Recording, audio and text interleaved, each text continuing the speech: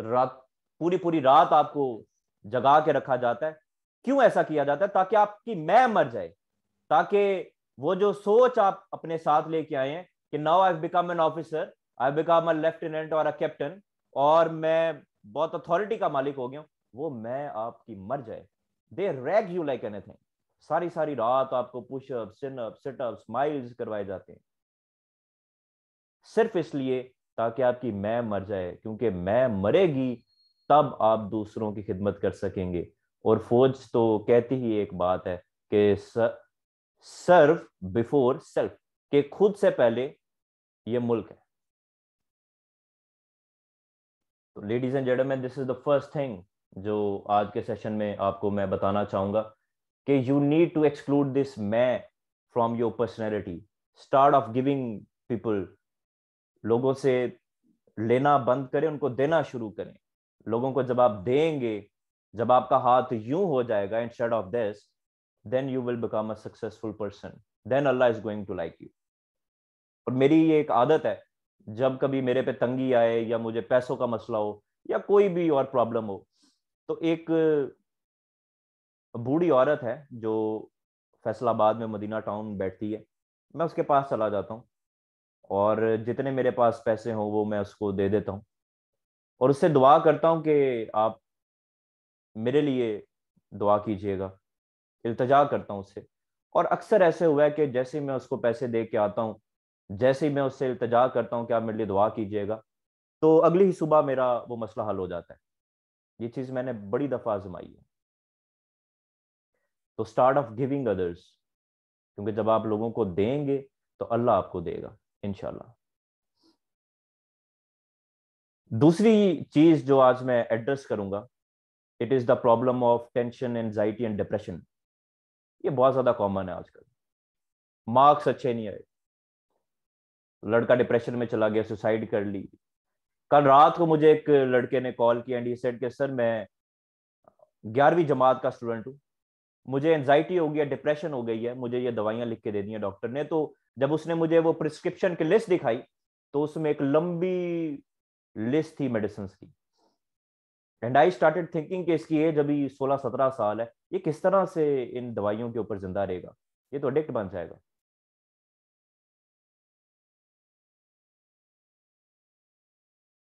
उसको भी मैंने यही बात बताई और आपको भी आज यही बात बताना चाहूंगा कि happiness is nothing but a state of mind. खुशी कुछ नहीं है सिवाय एक स्टेट ऑफ माइंड के। किसी के पास एक फूल है तो वो झूम रहा है, खुश है, और किसी के पास फूलों का एक पूरा बागीचा है तो he is sad. It is just a state of mind, आपके दिमाग के ऊपर डिपेंड करता है। हम कहते हैं ना हमारे सर में दर्द हो रही है, वो सर में दर्द करने वाले भी हम खुद हैं। मैं डिप्रेस्ड हो गया हूं, मेरे में एंजाइटी आ गई है, टेंशन बहुत है, टेंशन लेने वाला मैं खुद। It is just a state of mind. एक लड़की जिसका नाम फातिमा था, ये लड़की वैसे तो बहुत अच्छी थी, बड़ी अच्छी जॉब कर रही थी, but she was not happy with her life. हर दिन ये अपने दफ्तर में जाती है, कोई इसको नोटिस नहीं करता, कोई सो रहा है, कोई आपस में बात कर रहा है, ये बेचारी अकेली है। फातिमा से कोई बात करना पसंद नहीं करता। इसको लगता है कि शायद मैं कमतर हूं, लोग मुझसे बात करना भी पसंद नहीं करते। सैड रहती है ये हमेशा।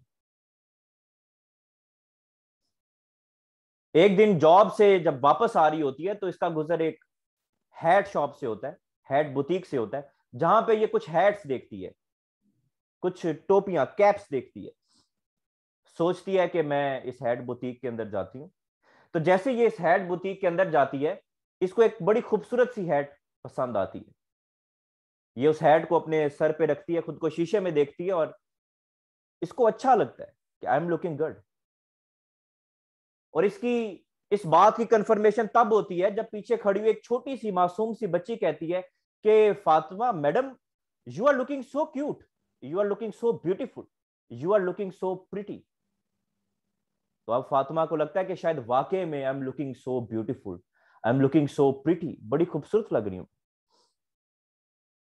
फातिमा इस हैट को लेके खुश खुश मूड में इस बुटीक से बाहर निकलती है, अपने दफ्तर जाती है तो देखती है कि वो गार्ड जिसने आज तक इसको देखा नहीं था, इससे बात तक नहीं की थी, वो गार्ड इसके लिए दरवाजा खोलता है और बड़ी खुशी से उसको वेलकम करता है, कहता है madam good morning, welcome to the office. जब ये अंदर दफ्तर में जाती है तो इसका बॉस इससे बड़े अच्छे तरीके से बात करता है, सब लोग इसको देखते हैं। जब ये वापस जाने लगती है तो दो दो टैक्सी वाले इसके लिए वेट कर रहे होते हैं। तो ये बड़ी खुश हो जाती है कि इस हैट ने, इस कैप ने तो मेरी जिंदगी बदल दी।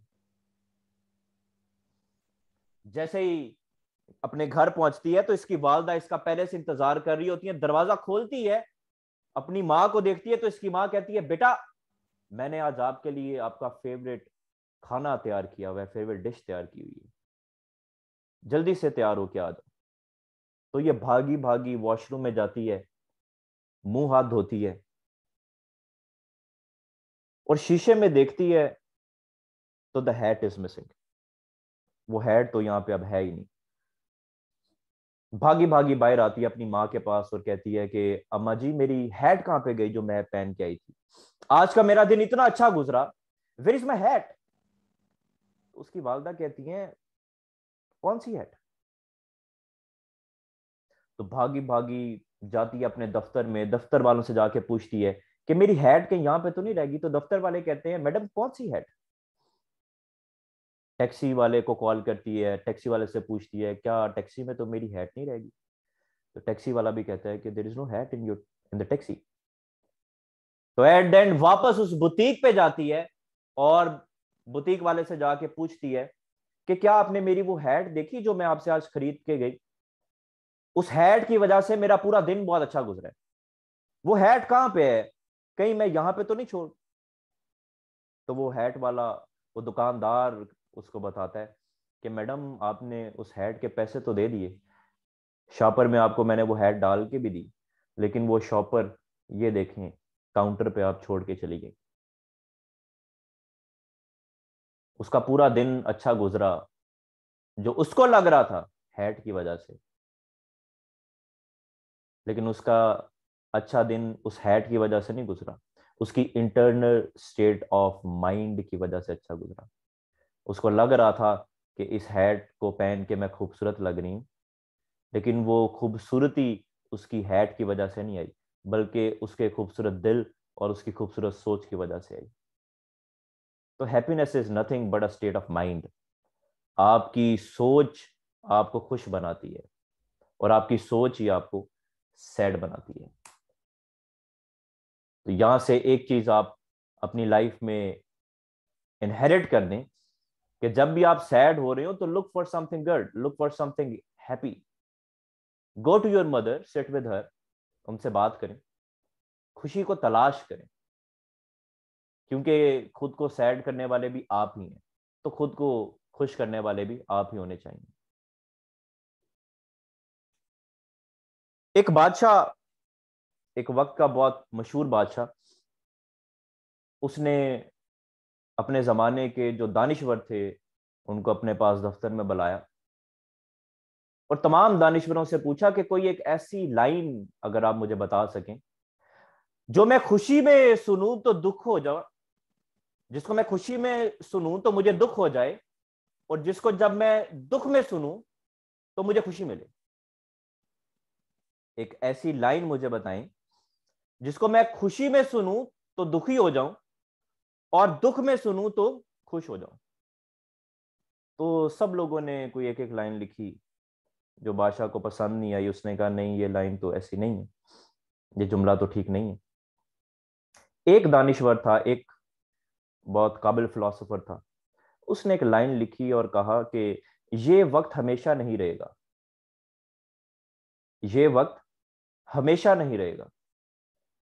कुछ दिन गुजरे तो बादशाह का बेटा बीमार हो गया। तो बादशाह की नजर उसी सेंटेंस के ऊपर पड़ी जो उस फिलोसोफर ने लिख के उसके कमरे में लगाया हुआ था कि ये वक्त हमेशा नहीं रहेगा। तो वो खुश हो गया कि मेरा इकलौता बेटा ये बीमार तो है, लेकिन ये वक्त हमेशा नहीं रहेगा, ये ठीक हो जाएगा।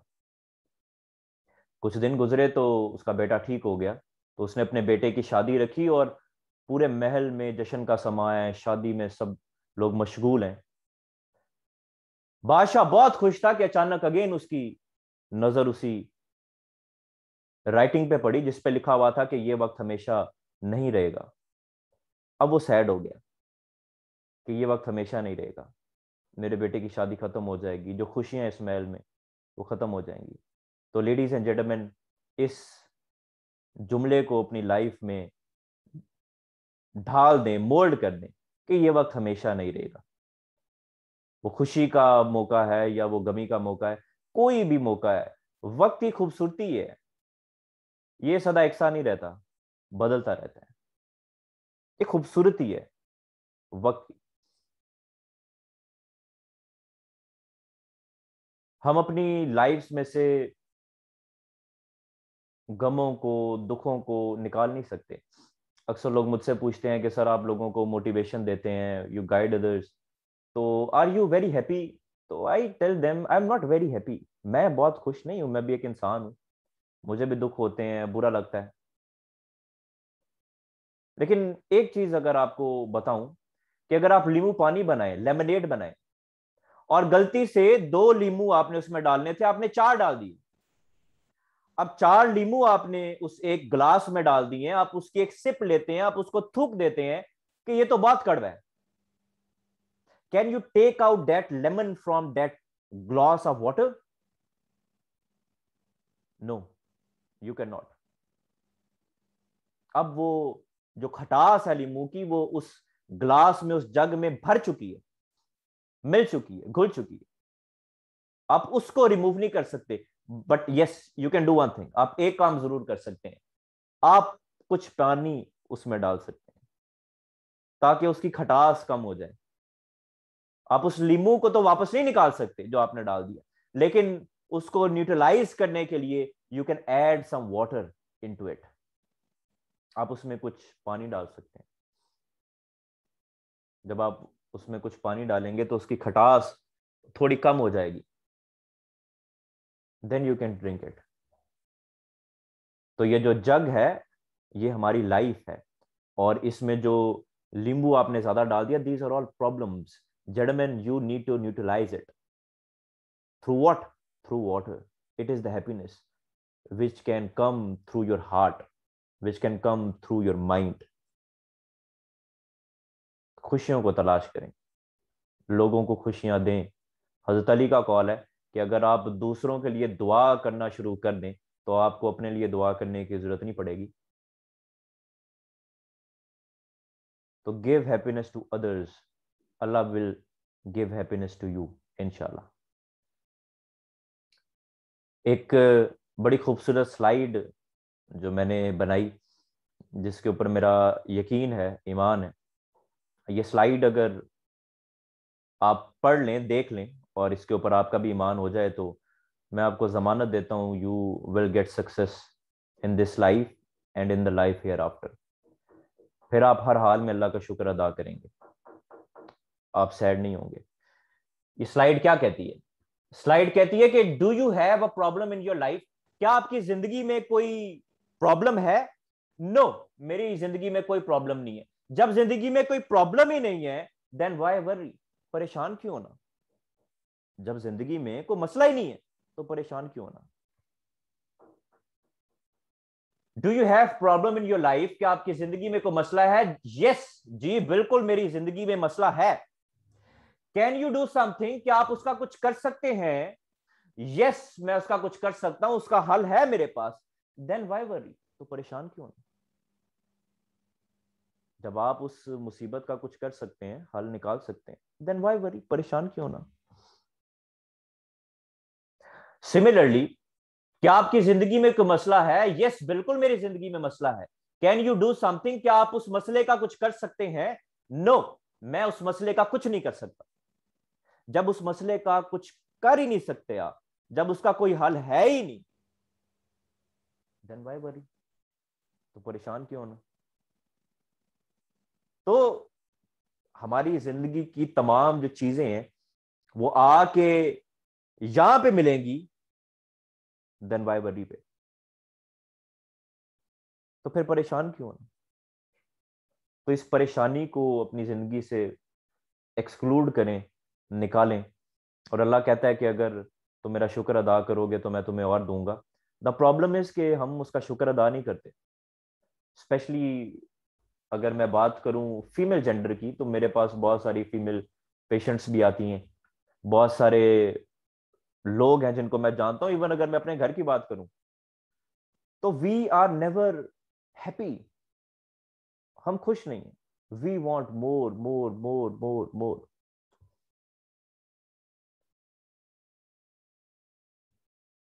तो अल्लाह तो कहता है कि आप मेरा शुक्र अदा करें तो मैं आपको और दूंगा।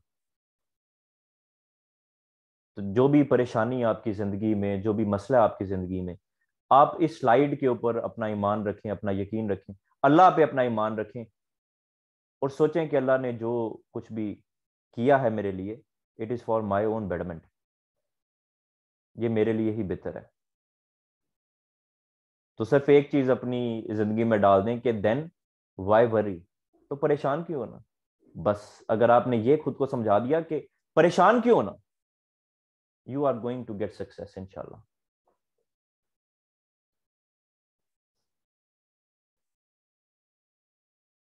This is introspection. ये है कि खुद को पहचानना, अपने अंदर झांकना। क्या आपने कभी अपनी इंट्रोस्पेक्शन की, अपने अंदर झांका? क्या आपने कभी अपना चेहरा उतार के देखा और खुद के सामने रखा और पूछा खुद से कि मैं कैसा हूं? ये एक साइकोलॉजिकल टेस्ट है। एक साइकोलॉजी के अंदर हम टेस्ट लेते हैं जिसको हम सेल्फ डिस्क्रिप्शन कहते हैं। हम कैंडिडेट से पूछते हैं कि आप अपने बारे में क्या अच्छा सोचते हैं और आप अपने बारे में क्या बुरा सोचते हैं। क्या हमने नॉर्मल लाइफ के अंदर सोचा कि मैंने क्या आज तक अच्छा किया और क्या बुरा किया? शायद नहीं। मैंने आज तक ये नहीं सोचा था। जब 2018 के अंदर मैं सीएमएच में एडमिट हुआ, 2018 के अंदर I was diagnose with hepatitis. उससे पहले I was having 2 bullets into my body. मुझे 2 गोलियां लगी। And when I was admitted at CMH Rawalpindi, तो एक बिस्तर के ऊपर 4.5 माह मैंने गुजारे। काफी सारे उसके ऊपर बटन्स लगे हुए थे, तो कभी मैंने एक बटन दबा देना, कभी दूसरा बटन दबा देना। कभी मेडिकल ऑफिसर ने भागता हुआ आना, उसने कहना सर इमरजेंसी। तो मैंने कहा कौन सी इमरजेंसी? तो उसने कहा सर आपने ये बटन दबाया। तो मैंने कहा कि मैं तो ये बटन दबा रहा था just for the sake of fun, bore हो रहा था ना। 4.5 माह, 4 months and 18 days, 4 माह और 18 दिन एक बिस्तर पे गुजारना सीएमएच रावलपिंडी में, it is a big task, it is difficult, मुश्किल था। तो एक वक्त आया when I was not able to sleep. मुझे रात को नींद नहीं आ रही थी। तो मैं उठा तकरीबन रात 1:30-2 बजे, और सीएमएच की जो मस्जिद थी उस मस्जिद में चला गया, जाके बैठ गया और अल्लाह से शिकवा शिकायत करना शुरू कर दी कि अल्लाह मुझे ही इंजरी करवानी थी, मुझे ही आपने ये बीमारी लगवानी थी। अच्छा खासा मैं बॉर्डर पे था, एंजॉय कर रहा था, सोल्जर्स को लीड कर रहा था, इस मुल्क की खिदमत कर रहा था। जब मैं ये कह रहा था, तो जो मस्जिद का खतीब था वो मुझे सुन रहा था। He was sleeping. मुझे लग रहा था कि वो सो रहा है, बट ही वॉज अवेक, जागा हुआ था वो। तो उसने वो चादर उठाई एंड मेरे पास आके बैठ गया। ही सेड कि sir you are the chosen one. आपको अल्लाह ने चूज किया है। आप ये क्यों नहीं सोचते कि इतने सारे लोगों में से, 600-700 का कोर्स है आपका, इतने सारे ऑफिसर्स में से अल्लाह ने आपको ही क्यों चूज किया कि आपको इंजरी हो? You are the chosen one. Allah ने आपको चूज किया है, चुना है अल्लाह ने 600 लोगों में से आपको। तो मुझे उसकी बात कुछ अच्छी लगी कि कह तो ये ठीक रहे कि शायद अल्लाह ने मुझे चुना है इतने लोगों में से। तो मैंने उससे कहा, खतीब से मैंने उससे कहा कि मौलाना I am not able to sleep, मुझे नींद नहीं आ रही। He said sir I have a remedy. मुझे मेरे पास एक हल है। तो मैंने फौरन से उसको जवाब दिया, मैंने कहा यार रिलैक्सन, एल्प और जेनेक्स ये तमाम दवाइयां मैं ले चुका हूं, मैं और दवाई नहीं ले सकता। ही सेड नहीं नहीं नहीं, दवाई सर कोई दवाई नहीं दूंगा आपको, मैं कौन सा डॉक्टर हूं। तो I said what is the remedy. तो he said sir wait a minute. उसने अपना जो अटेंडेंस का रजिस्टर था उस मस्जिद का जहाँ पे अटेंडेंस लगती थी, वो रजिस्टर लिया, उसमें से एक सफा फाड़ा और मेरे सामने रखा, और उसकी टॉप पे लिखा ये जो आपकी स्क्रीन पे नजर आ रहा है, list that will take you to heaven. एक ऐसी लिस्ट जो आपको जन्नत में लेके जाएगी, ये इसने उसके ऊपर लिखा। तो मैंने कहा ये क्या है। ही सेड सर ये लिस्ट एक अब आप बनाएंगे, जाएं अपने बिस्तर पे जाके बैठें, सोचें क्या आपने आज तक किस किस के साथ बुरा किया है, या किसके साथ आपको बहुत अच्छा करना चाहिए था आप इतना अच्छा नहीं कर पाए, जाके लिखें। तो मैंने कहा ठीक है, जिस जिसके साथ बुरा किया, ये तो एक बड़ी लंबी फहरिस्त होगी, बहुत लोगों के साथ बुरा किया और बहुत लोगों को प्रेज नहीं किया, हालांकि उन्होंने मेरे साथ बहुत अच्छा किया। तो मैं वापस अपने वार्ड में आया, अपने बिस्तर पे बैठा, और सुबह 5 बजे तक, फजर तक, मैंने एक पूरी लिस्ट बनाई। और उस लिस्ट में सरे फहरिस्त सबसे टॉप पे, सबसे ऊपर मेरे वाले साहब थे। कि मेरे वाले साहब, he was from a mediocre family, he work really hard. उन्होंने मुझे एफसी से पढ़ाया, फॉर्मन क्रिश्चियन कॉलेज लाहौर से। उन्होंने मेरी फी बर्दाश्त की, मेरे लिए इतनी मेहनत की।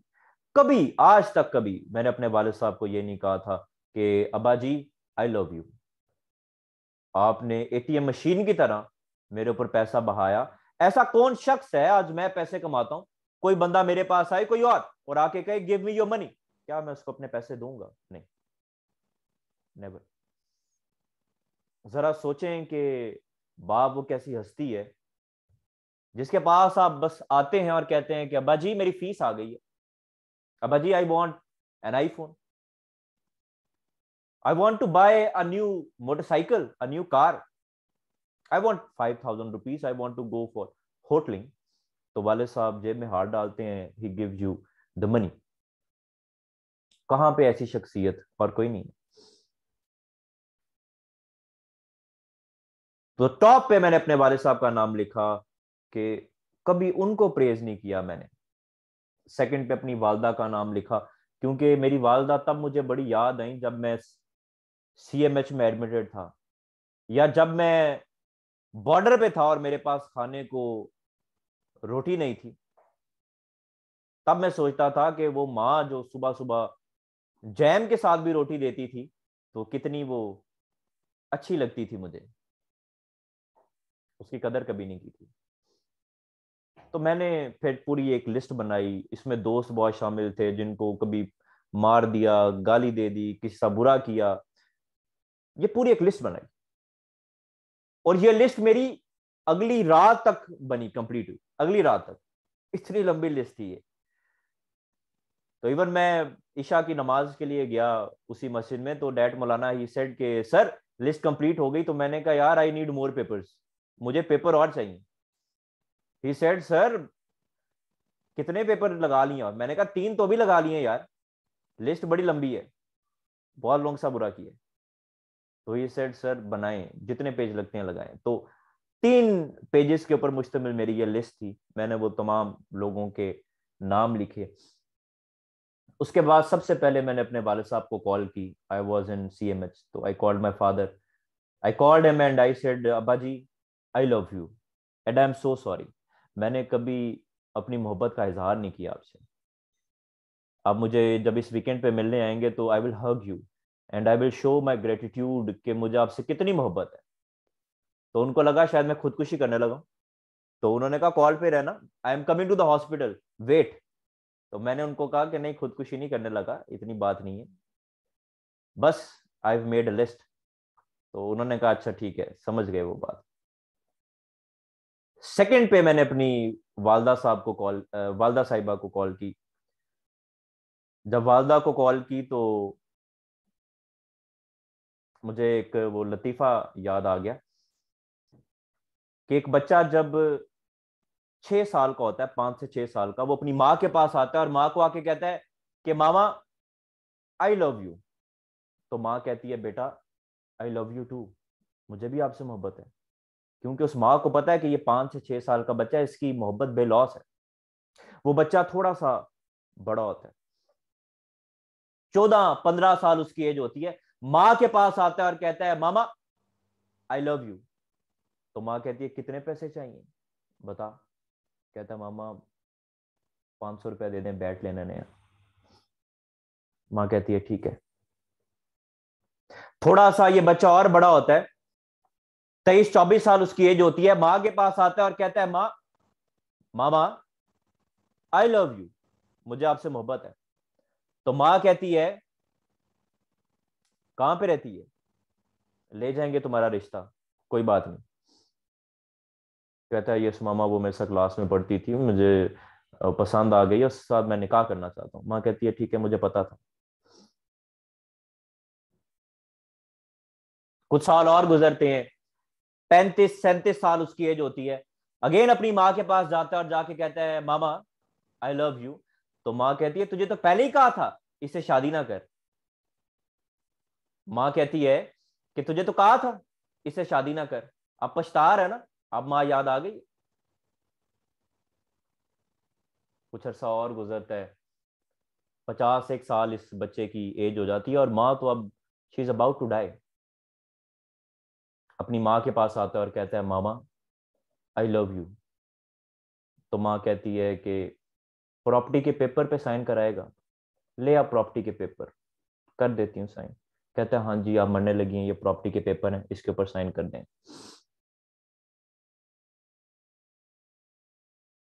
उसके बाद उसकी माँ की वफात हो जाती है। और फिर जब उसकी माँ कब्र में चली जाती है ना, तब वो अपनी माँ की कब्र पे आता है और आके कहता है बेलॉस मामा आई लव यू, मुझे आपसे मोहब्बत है। और फिर उसकी माँ कहती है कि काश ये बेलॉस मोहब्बत तू तब इजहार करता इस बेलॉस मोहब्बत का जब मैं जिंदा होती। लेडीज एंड जेंटलमैन, वालदा से बेलौस मोहब्बत इंसान सिर्फ दो ही वक्त करता है। एक जब वो पैदा होता है, उसके बाद 7 साल 6 साल की एज तक वो बेलौस मोहब्बत रखता है। और दूसरा जब अनफॉर्चुनेटली हमारी वालदा इस दुनिया से चली जाती हैं, then we go to their graves and we say के मामा आई लव यू। तो मैंने अपनी वालदा को कॉल की, उनको बताया कि हाउ मच आई लव हर। उसके बाद मैंने अपने क्लासमेट्स, अपने टीचर्स, बड़ा शरारती था मैं, एक दिन एक छिपकली ली, वो छिपकली मार के डाइस पे रख दी। टीचर थी केमिस्ट्री की एफसी में, वो आई, उन्होंने आके डाइस बजाया तो वो छिपकली उनके दुपट्टे के अंदर फंस गई। तो अब मैडम भाग रही हैं और वो छिपकली भी उनके साथ वो लेके जा रही हैं। इस तरह का शरारती स्टूडेंट था मैं। अपनी उस मैडम को कॉल की और उससे बड़ा अपोलोजाइज किया, बहुत ज़्यादा। इसी तरह जिनको कॉल कर सकता था उनको कॉल की, जिनको मैसेज कर सकता था उनको मैसेज किया, जिनके नंबर्स मेरे पास नहीं थे किसी के जरिए उन तक पैगाम पहुंचाया कि मैं आपसे माजरत करना चाहता हूँ।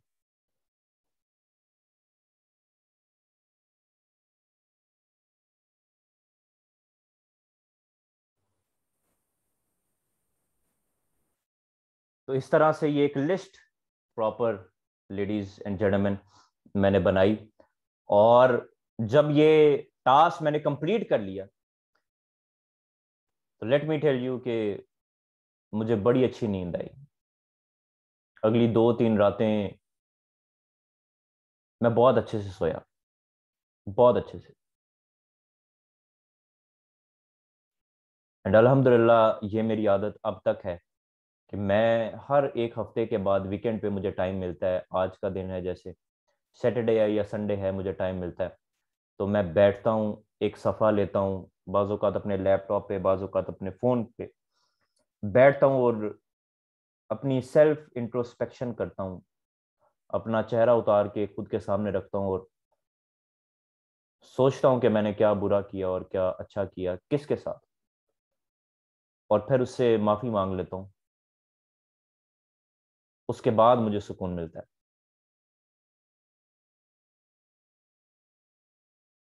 तो ये एक बड़ी अच्छी हैबिट है, एक बड़ी अच्छी आदत है। अगर आप ये आदत अपनी जिंदगी में बना लें तो यकीन जाने आपको जो सुकून मिलेगा, जो खुशी मिलेगी, उसका कोई नेमुल बदल नहीं है। Make a list like this, for sure this list is going to take you to heaven. ये लिस्ट आपको लेके जाएगी जन्नत तक इंशाल्लाह।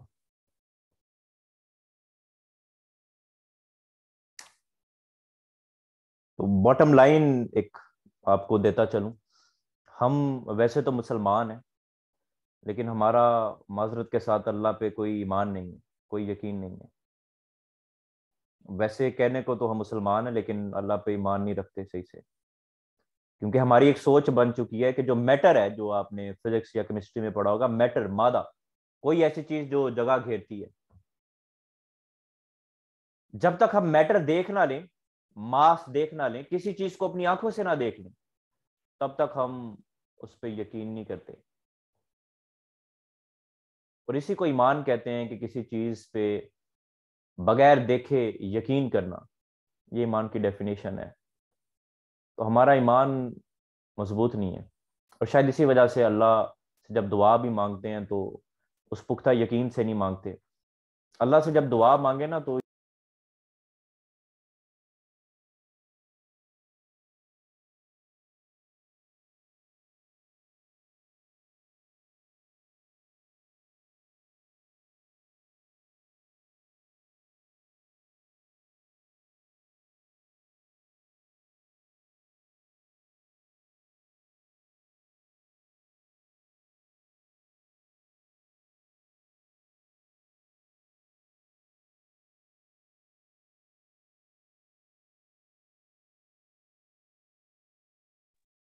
जी आई एम सॉरी, इंटरनेट की कुछ डिस्टॉर्शन आ गई थी।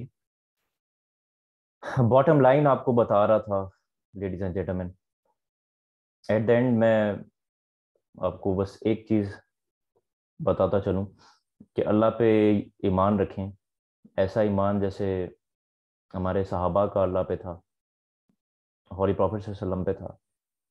यकीन होना चाहिए आपको, ऐसा यकीन, ऐसा ईमान जो कि अनशेकन हो।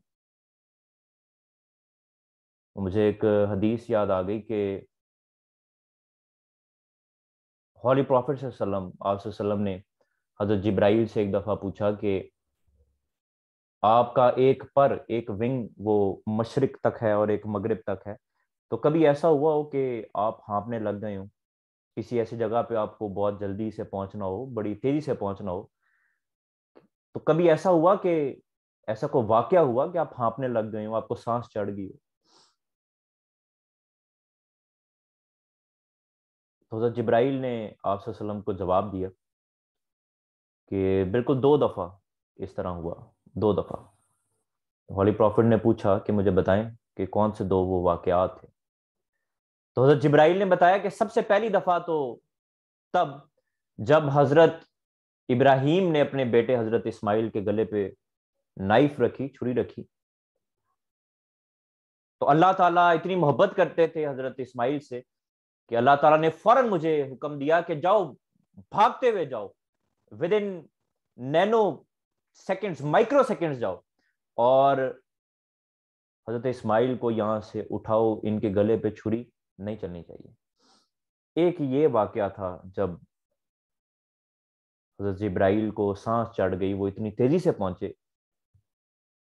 कि वो हाँफने लग गए। दूसरा वाकया बहुत मजे का है, जिसके लिए आपको ये मैं हदीस सुना रहा हूँ। खैबर फतह नहीं हो रहा था, 7 हिजरी, 7 हिजरी फतह खैबर, 7 हिजरी को फतह हुआ। उससे पहले खैबर फतह नहीं हो रहा था। मुसलमानों की एक बहुत बड़ी फौज तैयार की हॉली प्रॉफिट सल्लम ने, लेकिन खैबर फतह नहीं हुआ। अब मुसलमान अपने खेमे में हैं, मुसलमान वार कर करके थक चुके थे, खैबर फतह नहीं हो रहा था, क्योंकि खैबर के अंदर मरहब था, और मरहब वो बादशाह था खैबर का who was very strong, very strong. Marhab के बाप ने उस औरत से शादी की थी जो अरब की सबसे ताकतवर खातून थी, और मरहब का बाप भी सबसे ताकतवर मेल्स में से एक मेल था अरब में। तो सोचें कितना पावरफुल मेल और एक कितनी पावरफुल खातून की जो औलाद है मरहब, वो कितना पावरफुल होगा। तो ये मरहब जो है ये खैबर को लीड कर रहा था, और खैबर के किले के अंदर ये था। ईमान की बात बताने लगा हूं अब आपको। इतना पावरफुल मरहब, जो वैसे भी बहुत ताकतवर है, और जो एक जीरा पहनता था उसके ऊपर एक सोने की जीरा पहनता था, एक धात की जीरा उसके ऊपर एक और जीरा। जो सोना है ये it is the most powerful metal, ये नहीं कर सकता, बहुत पावरफुल है, बहुत ज्यादा बर्दाश्त है इसकी। सर पे जो वो टोपी पहनता था वो एक धात की टोपी रखता था मरहब, उसके ऊपर एक सोने की टोपी भी रखता था ताकि उसको कुछ ना हो। He was so powerful, so powerful.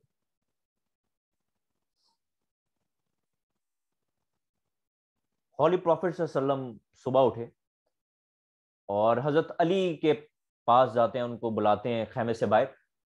तो देखते हैं कि हजरत अली की आंखों पे शुबे चश्म है, एक एलर्जी हुई हुई थी उनकी आंखों पे। तो आप सल्लम कहते हैं कि Ali, today you are going to lead, ये अलम है मुसलमानों का, इसको पकड़ो और जाओ खैबर को फतह करो।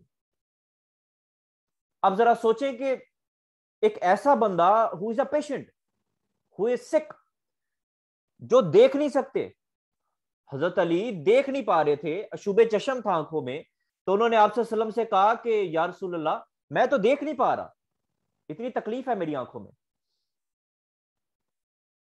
मैं कैसे खैबर फतह करूं। खालिद बिन वलीद गए, इतने जलीलुल कदर और इतने पावरफुल साहबा थे हजरत खालिद बिन वलीद, कि उनका घोड़ा, उस घोड़े के अलावा कोई घोड़ा उनको उठा नहीं सकता था, इतना वजन था उनका। तो हजरत अली ने कहा कि खालिद बिन वलीद हो क्या आ गए हैं, वो बिल्कुल तंदुरुस्त हैं, सेहतमंद हैं, वो नहीं कर पाए तो मेरे से कैसे होगा। तो आगे से रसूलुल्लाह सल्लल्लाहु अलैहि वसल्लम ने अपना लौब दहन लिया, जो थूक मुबारक था, जो सलाइवा थी, वो अपनी उंगली पे लगाई और हजरत अली की आंखों पे वो मल दी, और कहा कि ये मेरा हुक्म नहीं है, ये अल्लाह का हुक्म है, और अगर अल्लाह कह रहा है तो जरूर आप खैबर को फतह करके आएंगे। बस अब जब हजरत अली ने यह सुन लिया कि अल्लाह ने ये कहा है, अल्लाह का ये हुक्म है, और अगर अल्लाह ने कहा है, अल्लाह ने मुझे भेजना है, तो डैम श्योर मैं खैबर को फतह कर लूंगा। तो उन्होंने अलम उठाया, आंखें अभी भी उनकी ठीक नहीं, हालांकि लाबे दहन लगा लेकिन अभी भी कुछ असर था, चलना शुरू कर दिया। अब अल्लाह की करनी ऐसी थी कि जो मरहब था ये बहुत बहुत पावरफुल था, लेकिन इसकी माँ बचपन से लेके जब तक ये जवान नहीं हो गया, इसकी माँ इसको बचपन से एक बात बताना शुरू कर दी। इसकी माँ ने, इसकी माँ इसको बताया करती थी कि मरहब, तुम बहुत ताकतवर हो, लेकिन एक शख्स है जिसकी माँ ने उसका नाम हैदर रखा है, उसके सामने कभी ना आना। एक ऐसा शख्स जिसका नाम अरब में ही वो रहता है, जिसका नाम उसकी माँ ने हैदर रखा है, अल्लाह का शेर, असदुल्ला, उसके सामने कभी ना आना, क्योंकि वो तुम्हें दो हिस्सों में तकसीम कर देगा। और हैदर आपको पता है हजरत अली का लकब था। अब जरा सोचें कि वो साइकोलॉजिकली, जो मरहब था उसके जेहन में एक चीज बैठी हुई थी कि हैदर इज सो पावरफुल, क्योंकि मेरी माँ बचपन से मुझे ये बात बताती आई कि तुम उसका मुकाबला नहीं कर सकोगे, उसके जेहन के ऊपर एक साइकोलॉजिकल इफेक्ट आ गया, हालांकि पावरफुल बहुत था वो। तो हजरत अली जैसे ही खैबर के दरवाजे पे आए, किले के दरवाजे पे आए, तो उन्होंने आके कहा, मरहब, मैं तुमसे लड़ने के लिए आ गया हूं, और तुम्हारे पास दो ही ऑप्शंस हैं, या तो मेरे से लड़ो या इस्लाम कबूल कर लो। तो उसने कहा कि ये कौन है, उसको नहीं पता था ये हजरत अली है। उसने कहा ये पता नहीं कौन है। उसने कहा मैं लड़ूंगा, इस्लाम नहीं कबूल करूंगा, आओ लड़ो। तो हजरत अली ने कहा कि ठीक है, अगर तुम लड़ना चाहते हो तो पहली जो वार है, जो पहला वार है वो तुम करो। तो मरहब आगे आया, उसने वार किया हजरत अली के ऊपर पहला, और सर पे वार किया।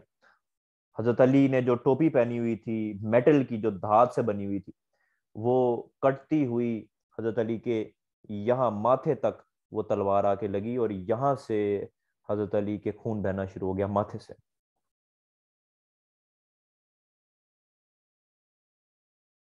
जैसे ही वो खून बहना शुरू हो गया, हजरत अली ने यहाँ पे हाथ लगाया और देखा कि खून बहना शुरू हो गया, तो उनको बहुत गुस्सा आया। और फिर उन्होंने अपनी तलवार उठाई जिसके दो मुंह थे, वो तलवार उठाई और उसके सर पे एक जरब लगाई। तो ये वो दूसरा वाकया था कि जब हजरत जिब्राइल को अल्लाह ताला ने हुक्म दिया कि जिब्राइल दौड़ते हुए जाओ, जल्दी जाओ, क्योंकि अब अगर ये जरब जमीन को लग गई तो जमीन के दो हिस्से हो जाएंगे, इस जरब को जमीन पे ना लगने देना। तो हजरत जिब्राइल ने आप सल्लम को बताया कि ये वो दूसरा वाकया था जब मैं भागता हुआ गया जमीन पे, और मैंने अपने पर बिछा दिए हजरत अली के वार के नीचे, और जैसे ही वो वार हजरत अली ने लगाया मरहब के सर पे, तो मरहब सर से नीचे तक, पैर तक, दो हिस्सों में तकसीम हो गया। दो हिस्सों में, बकायदा बराबर दो हिस्सों में तकसीम हो गया मरहब। और वो जरब मरहब को चीरती हुई हजरत जिब्राइल के जब परों पे लगी, तो हजरत जिब्राइल कहते हैं कि मुझे इतनी तकलीफ आज तक नहीं हुई।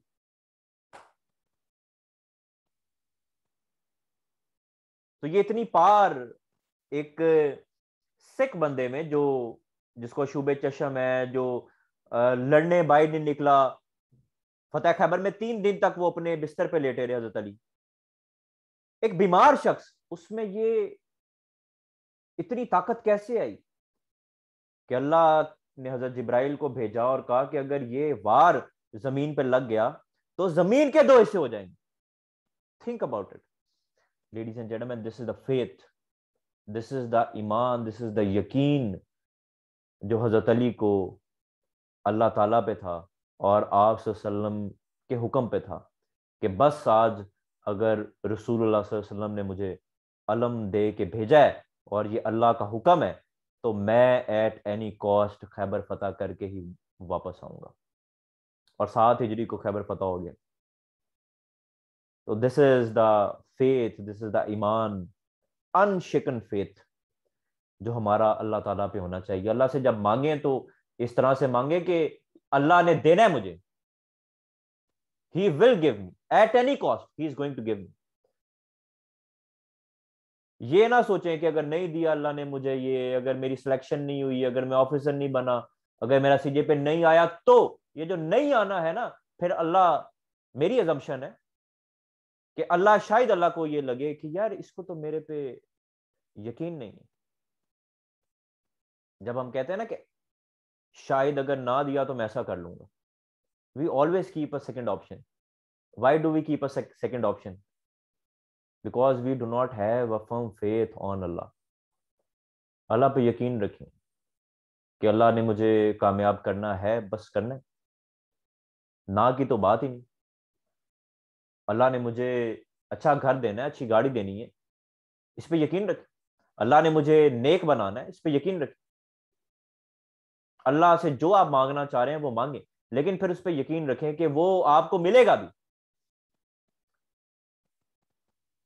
This is the bottom line of today session, ladies and gentleman. Exclude I from your personality. It creates jealousy. We are always comparing our personalities with others. Even I used to compare myself with others. कि यार ये officer है, इसके पास तो Fortuner है, मेरे पास ये normal सी गाड़ी है। गाड़ी तो गाड़ी है, चलती वो भी उसी रोड पे है फैसलाबाद की जिसपे मैं अपनी गाड़ी चलाता हूं। Either you are talking with your iPhone और you are talking on Nokia का 3310, the voice is going to be the same, it is not going to change. Either you drink water in a पीतल का glass or in a glass of steel or a glass of gold, the taste of the water, it is going to be the same, it will remain the same, it is not going to change. So do not compare yourself with others. This was the main first bottom line of this session. The second bottom line of this session is, if you want to get happy, then seek happiness.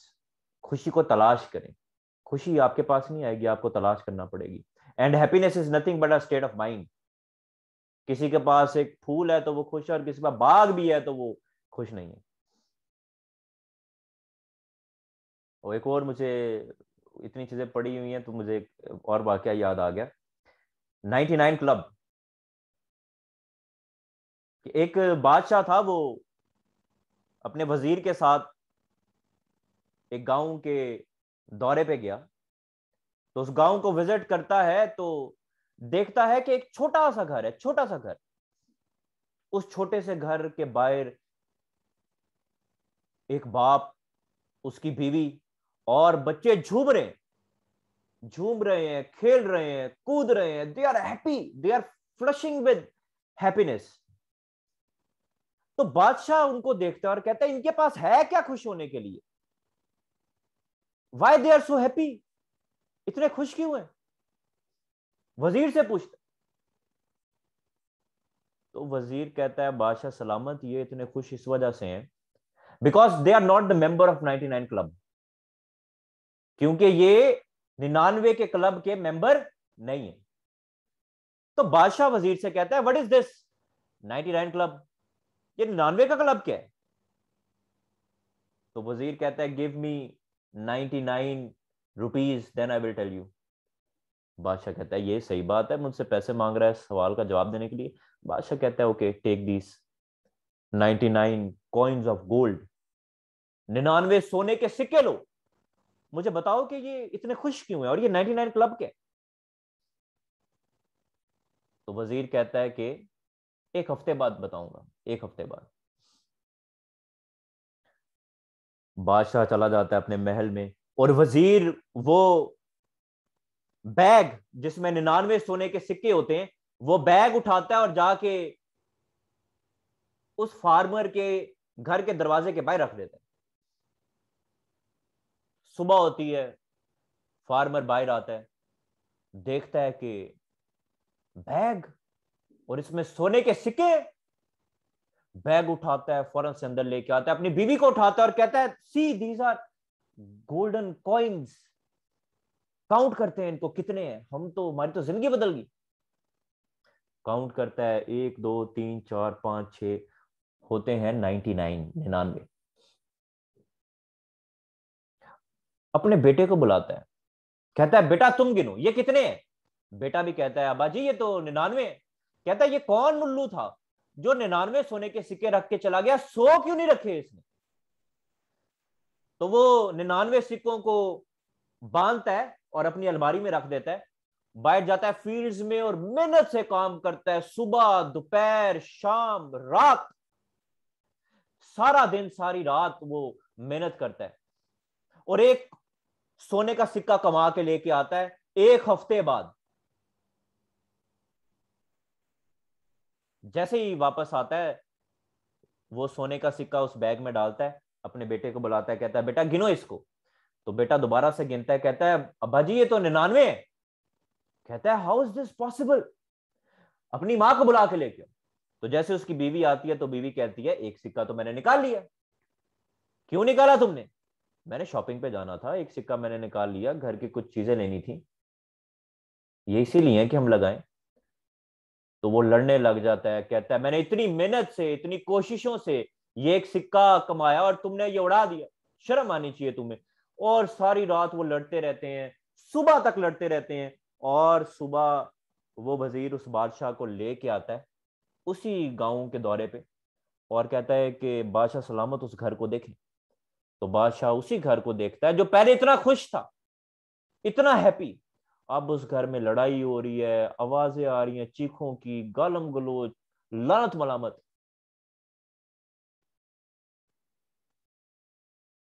तो बादशाह अपने वजीर से पूछता है कि ये क्या हुआ, ये एक हफ्ते में पूरी जो इनकी जिंदगी है वो कैसे बदल गई, ये हैप्पीनेस से एग्रेशन पे, सैडनेस पे कैसे आ गए।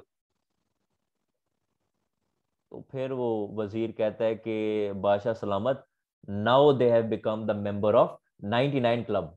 अब ये 99 के क्लब के मेंबर बन गए हैं, इस वजह से ये खुश नहीं है। तो this is the reason why we are not happy, because all of us we are the member of 99 club. हम सबको पता है कि money can not buy happiness, पैसे से खुशी नहीं खरीदी जा सकती। लेकिन अगर मैं आप सबसे पूछूं कि किस किस को पैसा चाहिए, तो सब कहेंगे मुझे चाहिए, but it can not buy happiness, never.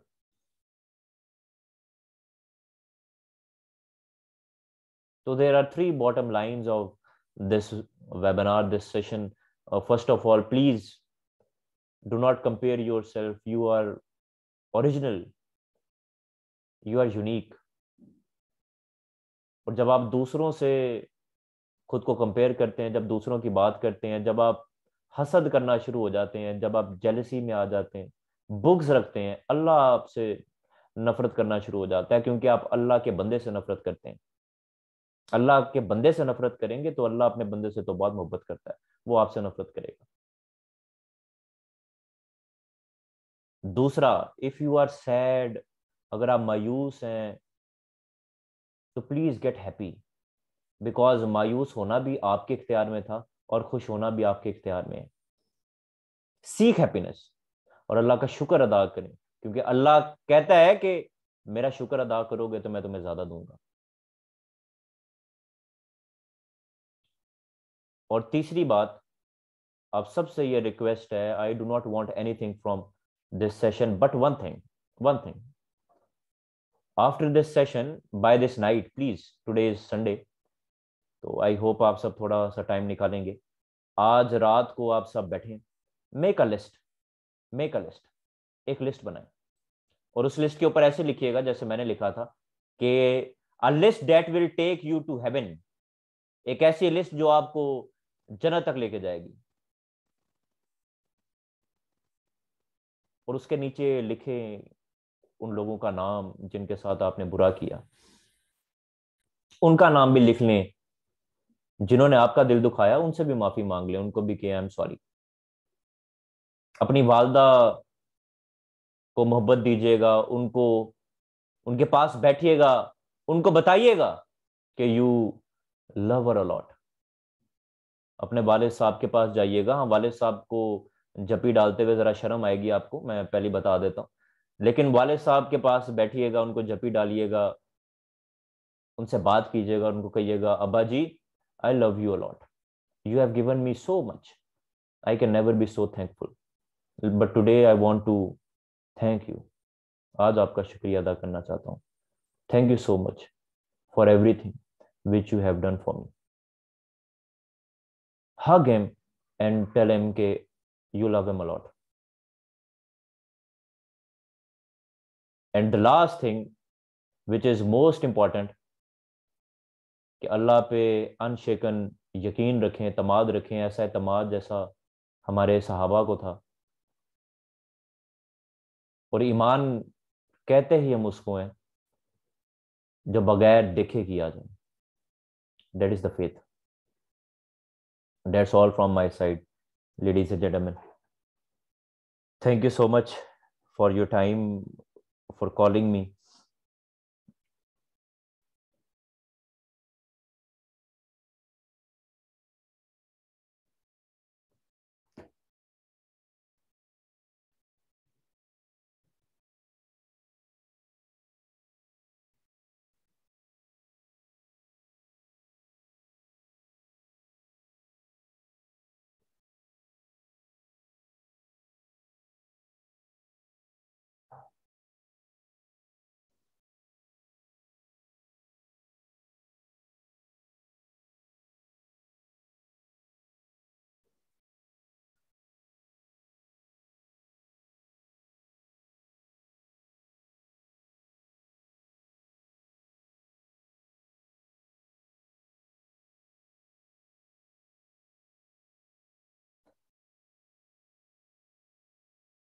Ji, should I make anyone the host?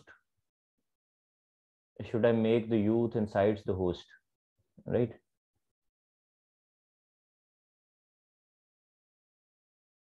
So that you people can continue.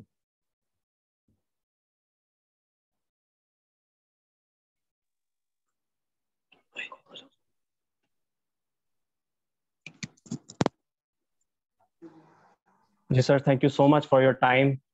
और आज बहुत सी ऐसी इंपॉर्टेंट बातें हमने सीखी जो हमारी लाइफ को एक बहुत ही ब्यूटीफुल वे में हमें जीने की तौफीक दे सकती हैं। हमने सीखा कि अपने ओरिजिनल में रहें, किसी को कॉपी ना करें। Don't compare yourself with anyone. Uniqueness आपकी जो है वो किसी में भी नहीं है। Be the best version of yourself every day. किसी से हसद, जेलसी, बुग्ज ना रखें। जिसने आपके साथ जो मर्जी किया वो खुद ही भुगतेगा। खुश रहें और इस मुआशरे को एक बेहतरीन सोसाइटी बनाएं। हम मिलकर इस मुआशरे को एक बेहतरीन सोसाइटी बना सकते हैं सिर्फ तब जब हम खुद बेहतरीन हो, और ये बेहतरी हमारे अंदर से आएगी। खुश रहना एक बहुत बड़ी नेमत है और एक बहुत बड़ा काम भी।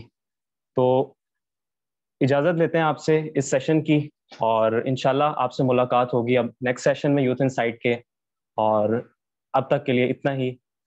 अस्सलाम वालेकुम।